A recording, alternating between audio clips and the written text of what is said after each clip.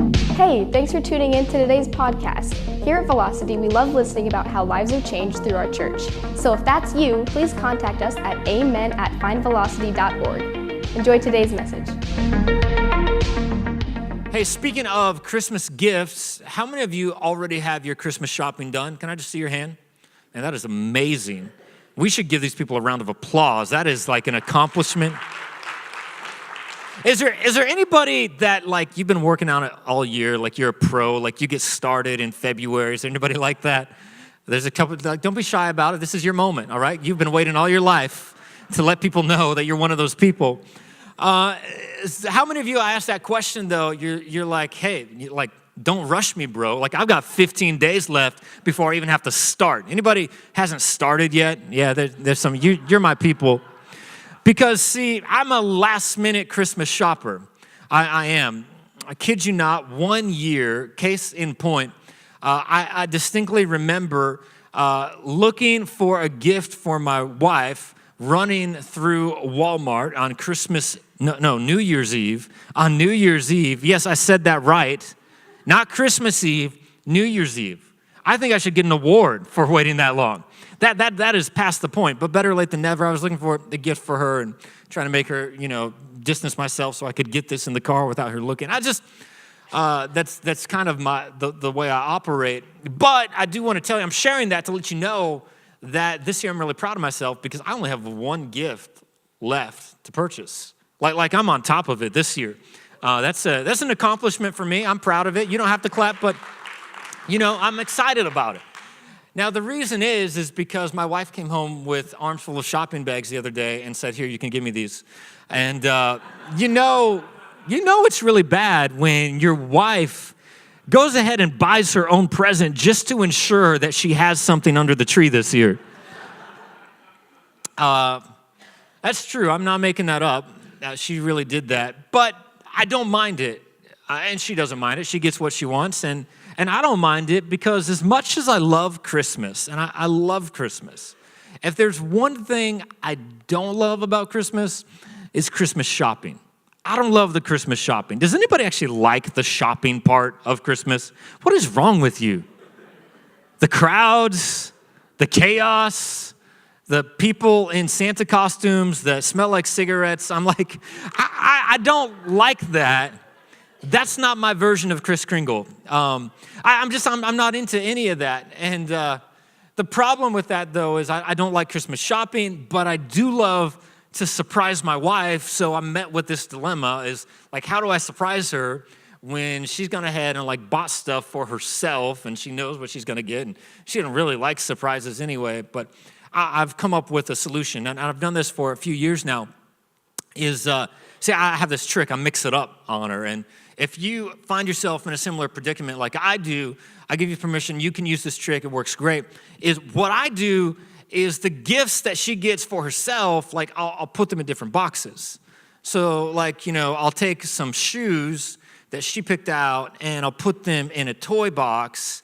And then like, I'll take this kitchen item that she wanted and I'll put it in a shoe box. And I'll take some makeup that I got her that's really small and I'll put it in this huge box. And I'll just like mix it up because what's gonna happen, she opens it up, she sees the box, she's like, yeah, I know what it is. And I'm like, no, it's not what you expect. It's not what you expect. I like to surprise her. And as silly as I'm being about our traditions, the truth is, I bet if I had the opportunity to go around everybody in this room, or maybe you and I had some time and we could just sit down across from each other and have some coffee. The truth is, I bet every single one of you have been handed something this year that you didn't expect. I'm not talking about a gift. I mean, you've been handed a disappointment. You expected one thing, and what you got was something else, and now you're disappointed. And it could be lots of different things. I mean, it could be something as simple as you have a tradition, you have all the ways you celebrate Christmas, and this year it's going to be different. This year it's going to be a break from tradition. It's not what you expect. It could be that you've got new people in the family, and you're not even sure like how you feel about some of these people, but this is the deal this year. You're going to be celebrating some new people. It's not what you expect. Could be some news you got that you never planned on receiving. Could be the fact that you didn't expect to get that doctor's report. Could be you didn't expect your finances to be in this situation. I don't know what it is for you, but I bet if I could go around the room, if we could talk one-on-one, all of us, we could find something you got this year that you didn't expect. And I bring that up because the shepherds are really a picture of an unmet expectation. They are, except for them, it wasn't like an instance. It wasn't like a moment in their life. It wasn't like, just a season that they went through. No, for the shepherds, it was the story of their life. The shepherds knew something about being disappointed because you got to understand, the culture of the time had turned their back on the shepherds. The culture of the time had told shepherds that they were rejected by God. They had handed them a career wrapped in rejection. And what they told them was, you're not good enough for God. Now that seems kind of harsh. Seems like that's not what I thought with shepherds, because a lot of us, we have this embellished view of shepherds. We can especially if we grew up in church, like we think of all the people God used in the Old Testament who were shepherds. I mean, even in the story, it says, for unto you a child is born in the city of David. We think of David, King David, greatest king in the Old Testament, most prominent figure in the Old Testament. David started out as a shepherd. So we got this idea that like shepherds are close to God, but you think about it, to be a shepherd meant to be rejected. To be a shepherd meant to be unworthy. Nobody would choose the career path of a shepherd. It was normally reserved for servants because as a shepherd, there was no room for advancement. Even thinking about David, this guy who was a great king, you look at his life, it's proof of what I'm talking about. When Samuel the prophet came to anoint the next king at Jesse's house, anoint one of Jesse's sons, Jesse didn't bring David in. And it's not because David was the youngest, it's because David was a shepherd. He had already been rejected. The sentence had already been determined.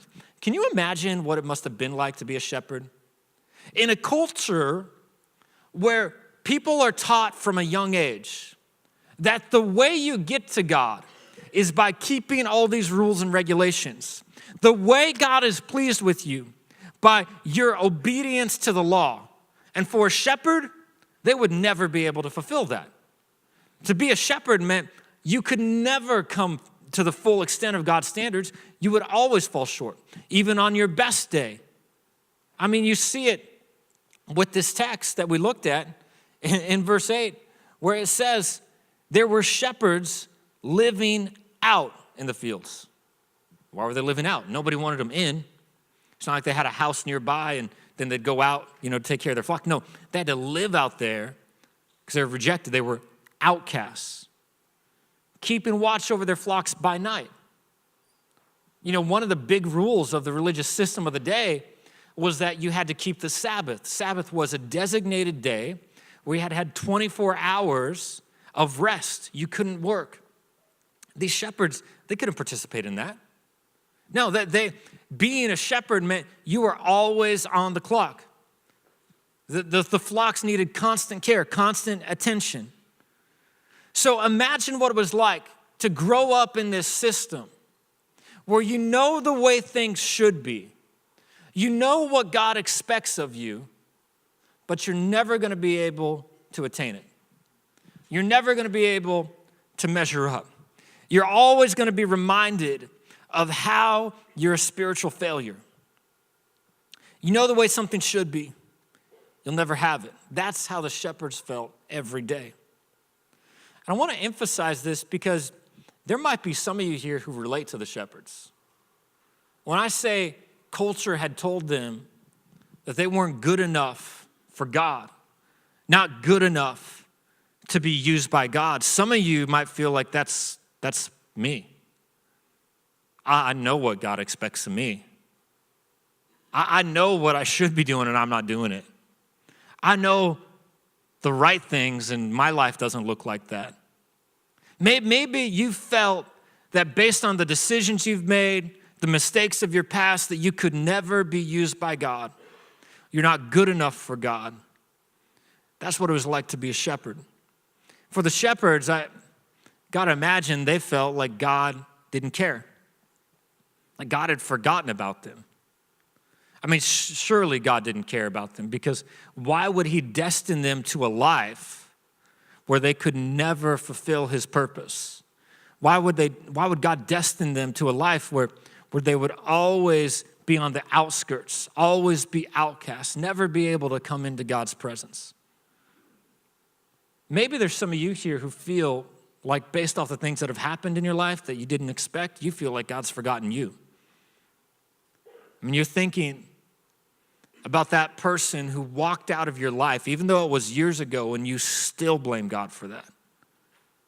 God, why did you allow this to happen to me? Think, God, why hasn't this situation changed? If you really cared, I wouldn't still be here. I wouldn't still be in this situation. I've been waiting a long time for you to do something about it, but I'm dealing with the same issue. God, if you really cared, you wouldn't have allowed this to happen. That person wouldn't have died. I wouldn't have lost my job. I wouldn't be in the season of transition right now. God, if you really cared, this isn't what I'd be going through. You feel forgotten by God. That's how it was for the shepherds. But what I find so interesting when I look at this text and God shows up, he speaks to the shepherds through these angels. What's interesting to me about the angel's message isn't that they come and they're saying, hey, shepherds, I know what you're going through. It feels bad, but it's really not that bad. Because sometimes that's what we try and do when we're trying to encourage people in a bad situation. Like, it's not that bad. Look on the bright side, right? It's not that bad. But the angel doesn't do that. Angel doesn't come and say, hey, what you're going through is not that bad. Instead, he just points them to the fact that God is that good. God is that good. That's what happens. It says that the angel showed up and said, don't be afraid. I've got good news for you.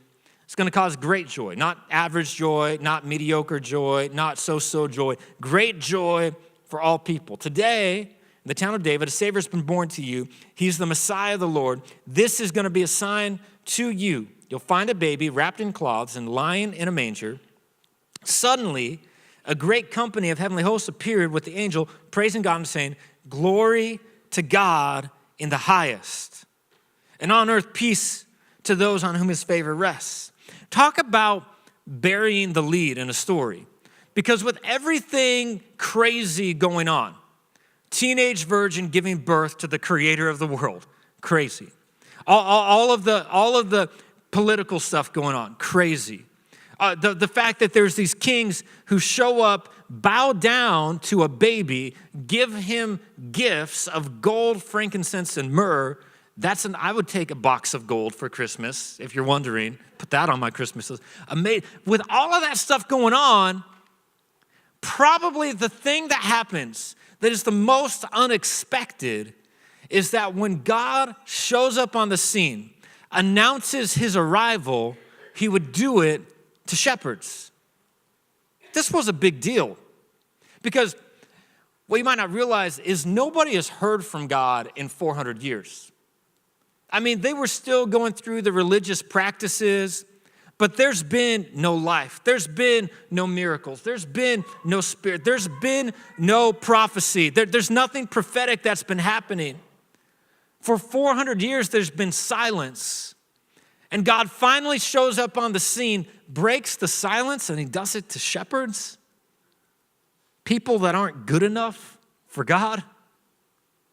It's unexpected. That's like when you are waiting in line at the checkout and they open up another checkout next to you and everybody behind you gets in line. It's like, I've been waiting. Why did you let me go? That's what people would have thought. Why shepherds? Why them? They're not the people that God would use. They're not the people that I would choose. The truth is, there's a lot of waiting in the Christmas story. see it all over in different occasions. There's a lot of waiting just around Christmas time, waiting in lines. I hate waiting. I will skip the Starbucks if the drive-thru is too long. I just don't like waiting. But when I think about what they were waiting for, 400 years, that's where we get our word Advent from. Lots of times we associate Advent with Christmas time. We think that's like a Christian word or a Christmas word, but it's not. Advent just means the coming or the arrival. We call it Advent around Christmas time because for 400 years they were waiting for the coming, for the arrival of the Messiah, of Jesus, the Christ. They were waiting, and we celebrate it at Christmas time because we recognize that he's already come. But what I'm trying to help you see is that for 400 years, the shepherds and the people of God have been waiting, and God shows up, speaks to the shepherds. It's super significant. It's not what you'd expect. Because the shepherds, they weren't just rejected by culture. They were untrustworthy. It says that when the shepherds shared the message, people were amazed. I don't think they were amazed at the message. They were amazed that it came from shepherds. They were amazed because these are not the people that you would entrust to proclaim and herald the arrival of what they've been looking to for centuries. Shepherds were not the influencers of the day. These were not the people that you would send products to post on their Instagram. These were not those kind of people. Nobody cared about what a shepherd had to say. So why would God choose them? It's unexpected. It's not what you'd expect. And it made me think about maybe the reason God spoke to the shepherds is the same reason you're dealing with a situation that you would have never expected. Maybe the reason God chose the shepherds is because he wanted to let them know that he trusted them. He trusted them. And maybe the reason you're dealing with something that you never would have chose, you never would have wished for, you never would have wanted, is because God is trying to tell you that he trusts you. He trusts you. He trusts you to be a person to walk out pain and still keep your head high. He trusted you, and he trusts you to be a person that demonstrates what a Christ follower looks like when going through difficulty. He trusts you to walk with integrity and remember that God is your source, even when you're without a job. He trusts you to demonstrate to the world what it means to carry this message of the good news of a Savior in a situation where it's so painful and so chaotic. I want you to know God trusts you. I mean, if the Christmas story teaches us anything, it shows us that miracles come in places that you wouldn't expect. I mean, isn't that the truth? A virgin giving birth, God in the flesh, a king being born in a manger. None of these things are what you'd expect. But what I want you to see today is that joy comes from unexpected places. I know you wouldn't have wished to receive that. I know you wouldn't have wanted that. I know it's not something you would have chose. I know you've got plans that aren't going to go the way you wanted them to happen. But lots of times God gets our attention by interrupting our plans, and we experience his presence in a more powerful way than we ever could have imagined. It's not what you expect. Let me show you what happens with these shepherds.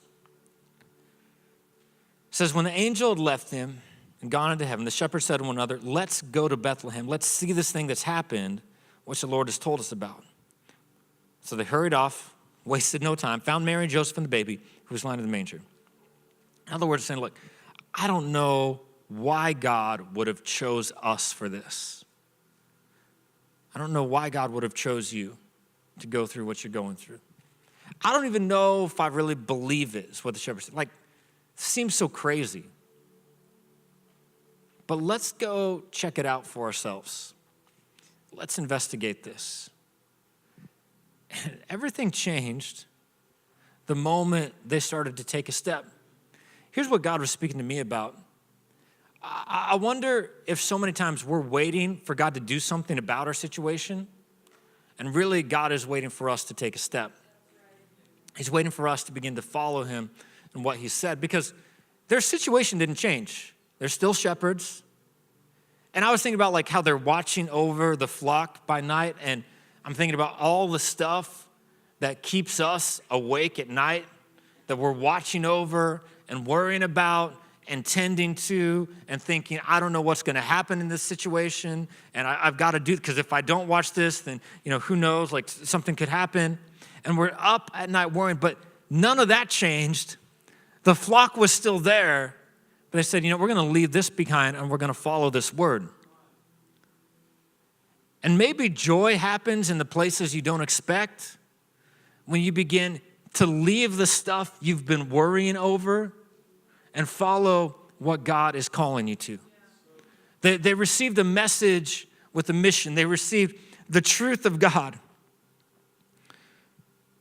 So are you going to stand out in the field waiting, worrying, everything that didn't go right, all the disappointments you've experienced, all the disillusionments you have with life? Or will you move towards what God has said? Because see, they started seeking after this truth. I think so many times our joy is found what we're seeking after. If you're seeking after everything to go perfectly, like what is it you're wanting to get out of Christmas this year? All your plans to go off without a hitch? You are going to be disappointed. The problem's not with Christmas. The problem's in our expectation. See, I'm trying to help you see, it's not what you expect that brings you joy. It's following what God has said. It's not what you expect that's going to matter this year. It's, are you being obedient to what God is calling you to? And it says after they went that the shepherds returned, verse 20, glorifying and praising God for all the things they had heard and seen, which were just as they had been told. So they returned to their situation, and it doesn't say that their situation had changed.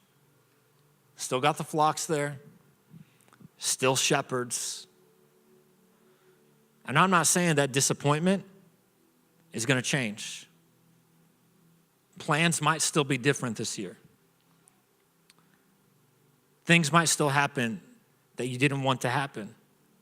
But their joy didn't come from what they expected. Their joy came when they saw and stepped towards what God had said. That's my challenge to each person here. I know it's so simple, but what if God is calling you to do this Christmas is to just move towards God, to trust him with every step? What if the reason you're experiencing that thing is because God trusts you? He's wanting you to see his presence in a new light. He's wanting you to know him as Father. He's wanting you to know him as provider. He's wanting you to know him as healer. He's wanting you to know him as a friend that sticks closer than a brother. He's wanting you to know a new facet of his glory. He's wanting you to experience great joy, but you can only do it when you take a step. I want to challenge you to take a step today.